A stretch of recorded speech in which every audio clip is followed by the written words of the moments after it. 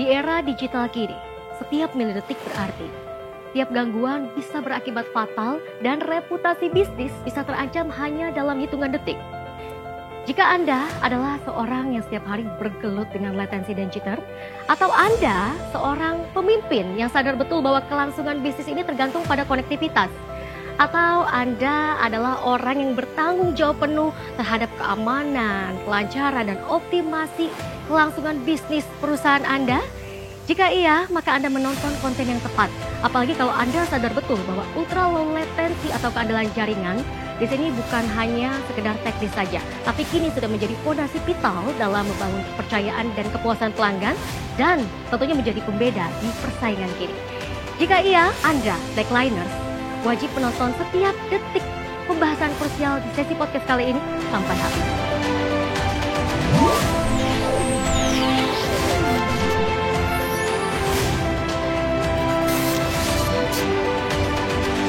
Halo Techliners, selamat datang di Techline Podcast, Teknologi Alignment Podcast, podcastnya Multipolar Technology. Untuk Techliners yang gabung di sini dijamin bisa mendapatkan informasi terkini seputar teknologi, bisnis, dan thought leadership.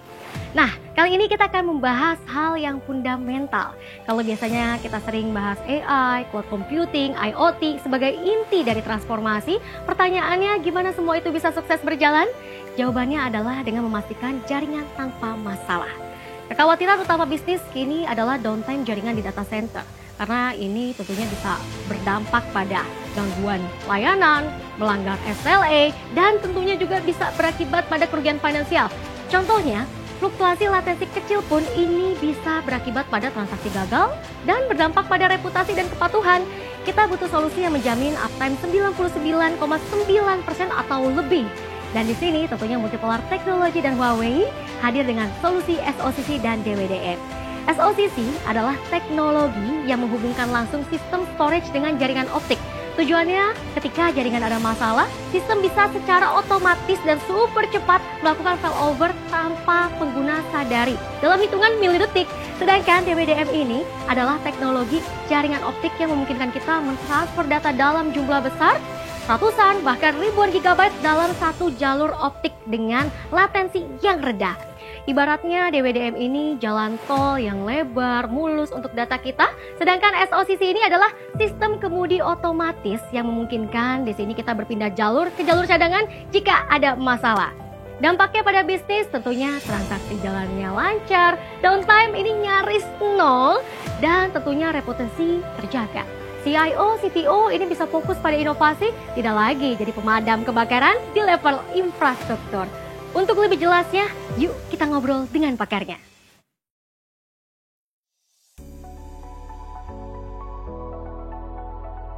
Pak Budi, Bu Rosi, apa kabar? Baik, Bu. Sehat, akhirnya ketemu langsung. Oke, saat ini saya sudah bersama dengan dua pembicara kita hari ini. Sudah ada Pak Budi di sini tentunya. Silahkan perkenalkan diri, Pak. Ya, saya Budianto selaku Network Research Manager di Multipolar Technology. Oke, dan tentunya sudah ada perwakilan dari Huawei di sini. Saya Rosi, Product Manager. Oke, baik Pak, Bu. Hari ini kita akan bahas terkait dengan low latency, high impact. Transformasi pelayanan bisnis secara strategis. Ini menarik pembahasannya, tapi sebelum masuk ke sana saya mau tahu dulu nih terkait dengan keadaan kita saat ini. Kalau kita bicara terkait dengan era digital kini, ekspektasi pengguna termasuk saya ini sudah berada di puncak dalam hal kecepatan, konektivitas. Nah, Huawei sebagai penyedia solusi dan juga Multipolar Technology sebagai sistem integrator, bagaimana melihat fenomena ini? Secara statistik global, pengguna layanan internet saat ini itu udah mencapai 68%, itu berdasarkan global data. Dan di Indonesia sendiri itu saat ini udah mencapai 80% pengguna internet ya. Jadi yang mau kecepatan internet ini bukan cuma Mbak Sandra nih sekarang. Udah 80% penduduk Indonesia ini udah mulai melek internet, udah mulai deket dengan internet nih. Menjadi salah satu fokus dari para pelaku bisnis, terutama di para penyedia layanan internet. Menjadi fokus bisnis, dan kemudian ada tantangan-tantangannya juga. Oke, karena memang udah jadi kebiasaan kita sehari-hari tentunya. Betul. Ya. Dan ini berpengaruh tentunya pada operasional bisnis penyedia layanan. Mungkin bisa diberikan contohnya Pak, seperti apa pengaruhnya? Ya, ini ada beberapa contoh ya. Seperti perusahaan e-commerce. Perusahaan e-commerce itu perlu investasi di infrastruktur yang scalable, yang bisa naik dengan cepat, dan juga multi-region. Jadi ketika e-commerce menghadapi hari belanja nasional di mana traffic data akan naik dengan signifikan, perusahaan e-commerce tuh siap untuk menampung traffic data tersebut. Nah, contoh lainnya itu seperti di bank digital. Bank digital itu kan semua transaksi menggunakan platform online. Jadi seperti QRIS dan sebagainya. Gak lucu kalau user lagi transaksi menggunakan QRIS, tapi mendadak delay. Ya, panik Referensi, langsung. panik, ya, seperti itu. Nah, atau mungkin juga contoh lainnya di service provider, kayak ISP-ISP. Nah, kalau pelanggannya ISP tiba-tiba ngerasain lagi Netflix, lagi Zoom, streaming seperti itu kan pasti kan nggak enak ya. Atau lagi main game kan, tiba-tiba gamenya nge-lag seperti itu kan nggak enak. Seperti itu. Nah, itu sangat penting sih untuk investasi di infrastruktur yang low latency. Wah Pak, ini tuntutannya besar ya. Dan kalau kita bicara ini tekanannya signifikan. Bagaimana Huawei melihat dari sisi internal perusahaan bisnis, melihat tekanan demand yang cukup tinggi ini, dan juga dari sisi regulasinya nih? Yang pertama adalah bagaimana kita bisa mendeliver solusinya secara tepat waktu, mendeliver internetnya ke masyarakat secara tepat waktu. Karena telat dikit nih, masyarakat permintaannya udah bergeser pasti. Yang kedua adalah bagaimana kita mempertahankan atau menjaga kualitas dari layanan kita. Tadi masalah latensi itu juga hal yang bagaimana kita bisa mempertahankan atau bahkan mengimprove kualitas layanan. Jangan sampai. Iya, dari situ. Kemudian yang ketiga adalah pasti persaingan. Karena sekarang mulai bermunculan banyak ISP, banyak pelaku bisnis, banyak penyedia layanan yang mulai bermunculan. Dari situ kita harus tahu bagaimana caranya mencari pembeda antara bisnis kita nih dengan penyedia layanan yang lain seperti itu, untuk menjaga, terutama untuk menjaga ya kualitas layanan kita lah ya, seperti itu. Dan dari sisi regulasi? Oh ya, dari sisi regulasi sendiri mungkin berbeda-beda dari lini bisnis yang berbeda ya. Selain kita fokus pada mendeliver solusi, kita juga harus follow regulasi terutama di Indonesia. Nah, mungkin salah satunya mungkin OJK juga mengeluarkan regulasi, walaupun dia nggak secara spesifik mention seberapa lama downtime yang mungkin bisa ditolerir. Maksimalnya? Iya, maksimalnya berapa. Tapi kemudian yang diharapkan adalah bagaimana kita bisa memberikan pelayanan yang handal, kemudian yang cepat, dan juga yang lancar aja. Oke, tapi kalau downtime-nya terlalu lama ada sanksi juga nggak? Oh iya, ada sanksinya dan sanksinya itu bisa berupa sanksi administratif, bahkan sampai freezing ya Pak? Iya. Bisa Sampai freezing. penghentian? Sampai penghentian bahkan. Jadi kayak ada seperti review izinnya lagi ya. Oke. Jadi memang semasif itu impact-nya, dan bagaimana kita harus menjaga, sebisa mungkin menjaga layanan kita nih tetap Dalam bagus. kondisi baik. Ya. Oke, baik, cukup serem ya. Untuk industri finansial ini ada sanksinya. Nah, mungkin kalau kita perdalam lagi Pak, dampak dari gangguan jaringan ya di sektor industrial, dalam hal ini adalah finansial, atau di industri lainnya yang cukup kritikal? Ya, dampaknya cukup besar ya. Yang pertama itu pasti mempengaruhi pendapatan secara langsung. Oke. Nah, seperti industri yang tadi kita bahas tuh kayak e-commerce ya. Sehari itu kan dia bisa menangani transaksi itu ribuan sampai jutaan transaksi per hari. Nah, itu bukan uang yang sedikit ya. Jadi kalau ada keterlambatan jaringan, gangguan, itu akan bisa kehilangan pendapatan secara langsung. Ataupun di digital banking yang real time ya transaksinya. Itu juga bisa jutaan US dollar hilang secara langsung ketika ada gangguan. Nah, yang kedua untuk kerugian finansial juga, itu kalau masalah itu nggak ditangani dengan cepat, perlu dana juga untuk inspeksi kira-kira masalah di mana, kemudian untuk investasi infrastruktur baru supaya nggak kejadian lagi di masa depan seperti itu kan. Nah, itu juga cukup butuh dana yang besar, apalagi ada sanksi atau denda dari OJK atau BI kan, ada possibility itu. Jadi ini sangat seram sekali. Nah, selain kerugian finansial, ada juga kerugian reputasi atau kepuasan pelanggan. Dimana kalau ada pelanggan ya, dia pakai platform digital kita, dan itu terlalu lama, mereka bisa frustasi. Mereka bisa pindah menggunakan platform lain gitu. Dan juga ada kemungkinan netizen akan mulai ngepost di sosial media, forum-forum online, bisa jadi headline, review, benar, bisa jadi berita utama. Nah, itu akan pengaruh ke reputasi perusahaan. Nah, itu dampaknya dari segi bisnis. Kalau kita masuk lebih dalam lagi, dampaknya dalam hal operasional IT ini seperti apa? Apa yang berubah, Pak? Kalau tim IT itu lebih banyak lagi ya, karena kita tahu kan tim IT itu kan tugasnya banyak ya. Jadi mereka itu perlu implementasi proyek-proyek baru ya, kayak ekspansi dan sebagainya. Dan mereka juga perlu maintenance, monitoring, seperti itu gitu kan. Nah, dengan ada problem seperti ini, mereka akan habiskan banyak waktu untuk mencari solusi untuk menyelesaikan masalah ini, mencari root cause. Itu akan mengganggu milestone mereka, jadwal mereka dalam implementasi infrastruktur baru, di mana itu akan pengaruh langsung ke bisnis yang berhubungan dengan infrastruktur tersebut. Nah, yang kedua, untuk tim IT, kalau ada gangguan jaringan, pasti monitoringnya jadi error. Sebagai contoh, kita ada monitoring kinerja aplikasi. Nah, itu juga akan terputus di tengah-tengah dan tidak akan mendapatkan monitoring yang akurat. Seperti itu. Nah, ini kalau kita bicara terkait dengan efisiensi, bagaimana sih memang kalau kita simpulkan nih metrik bisnis utama yang perlu disoroti? Mungkin Bu Rosi? Kalau kaitannya dengan metrik bisnis, mungkin yang dijelasin sama Pak Budi tadi itu juga merupakan metrik bisnis. Jadi bagian dari metrik bisnis. Jadi dari segi operation, tim IT tadi kan jadi segi operation. Let's say ada kerusakan jaringan. Di situ kita perlu ada perbaikan, ada maintenance cost di situ yang mungkin sebelumnya tidak kita kalkulasi di awal. Dari situ kita perlu ada perbaikan jaringan, harus dilakukan secara cepat. Karena kalau kita lambat ngelakuinnya, pelanggan keburu pergi. Jadi ketika ada kerusakan jaringan berakibat pada churn rate nih. Dari churn rate itu kita kehilangan pelanggan dong, pendapatan berkurang. Jadi ada revenue churn. Jadi dari segi operation itu berpengaruh terhadap cash flow dari perusahaan. Kemudian selain itu mungkin kita berbicara mengenai payback period, karena sebagai pelaku bisnis pasti yang kita tanyakan adalah kapan sih uang kita bisa balik nih, iya kan? Dengan investasi sekian, berapa lama durasinya, sebisa mungkin kan ekspektasi kita adalah lebih cepat, lebih bagus. Nah, dengan adanya problem tadi di jaringan terutama kalau misalkan kita itu nggak kalkulasi di awal ya, maka bisa memungkinkan payback periodnya bahkan akan lebih jauh, lebih lama dari prediksi kita di awal, let's say. Jadi memang sepenting itu kita memastikan memiliki jaringan yang memang resilience dan low latency. Wah, menarik ya. Oke, Techliners, ini makin kesini pembahasannya makin seru nih. Biar lebih dalam kita lebih asik ngobrolnya sambil duduk yuk.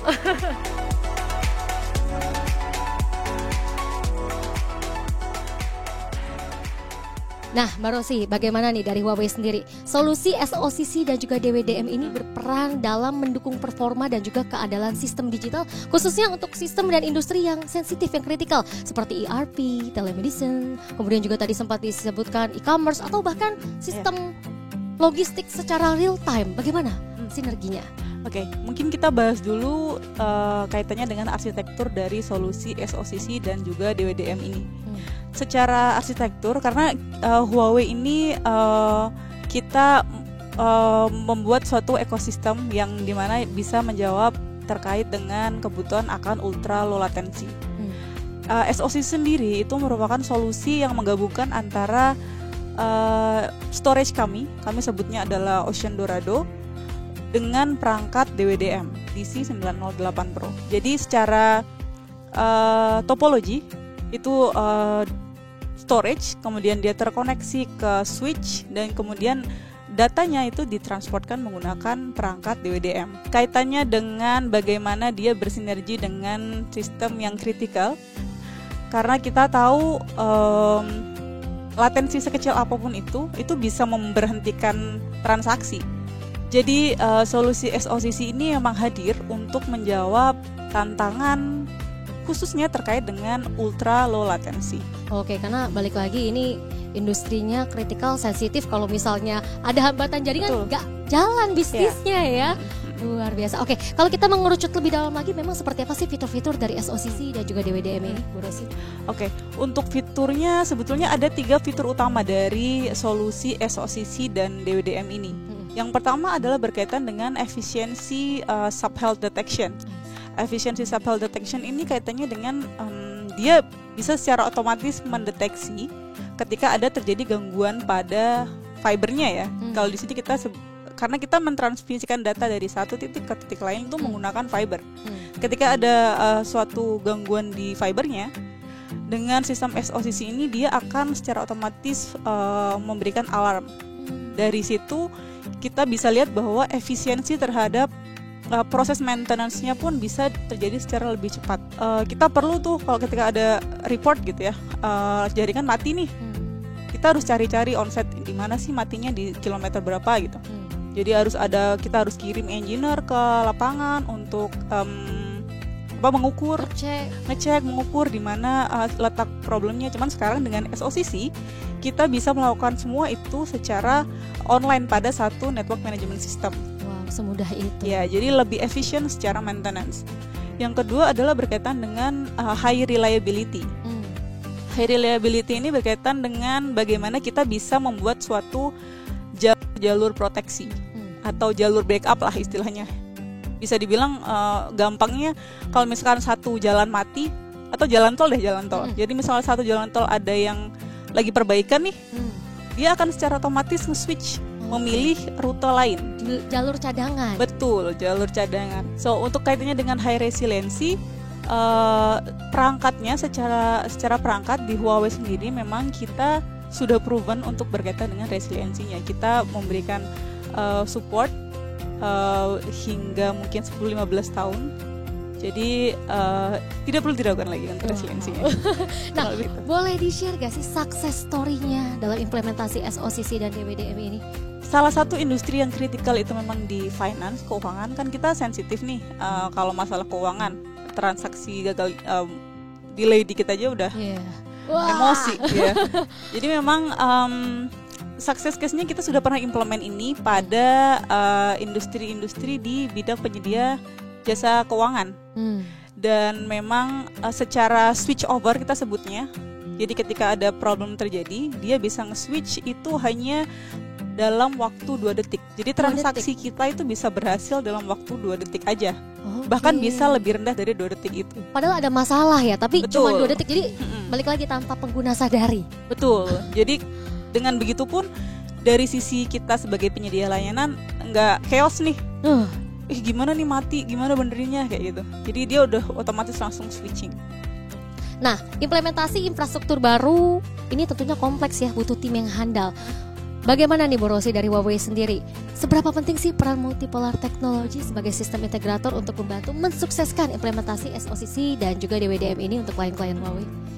Penting sekali ya, tentunya karena banyak sekali mungkin customer kita yang mereka tidak memiliki resource yang handal seperti itu. Jadi dengan adanya multipolar teknologi bisa menjadi jembatan antara kami dan juga the end user untuk membantu mensukseskan atau melancarkan proyeknya mungkin ya secara keseluruhan seperti itu. Oke, karena repot ya, ini infrastruktur baru, kompleks.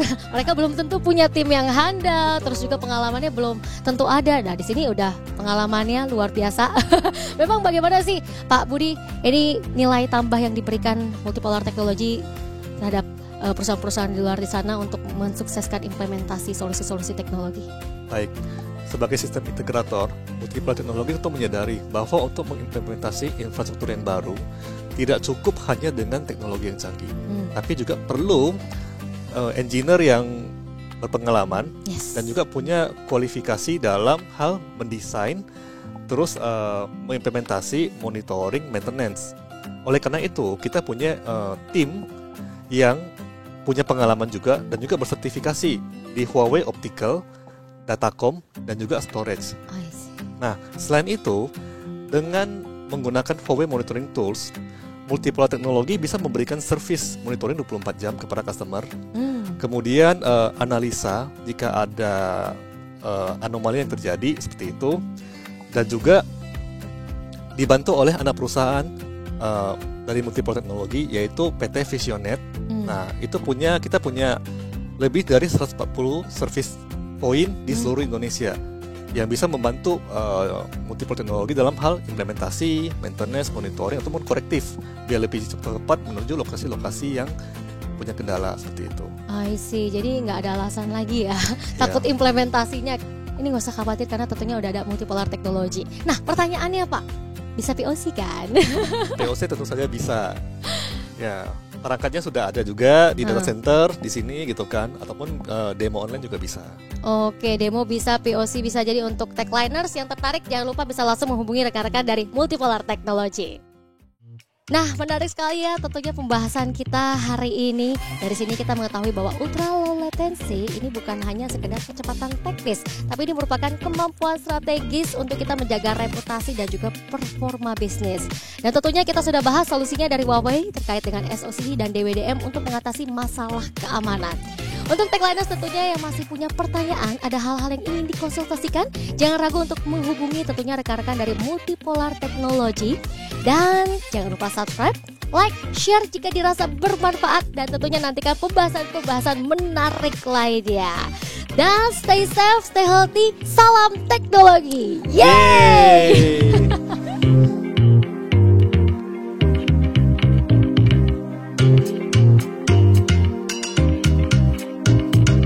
Yeay!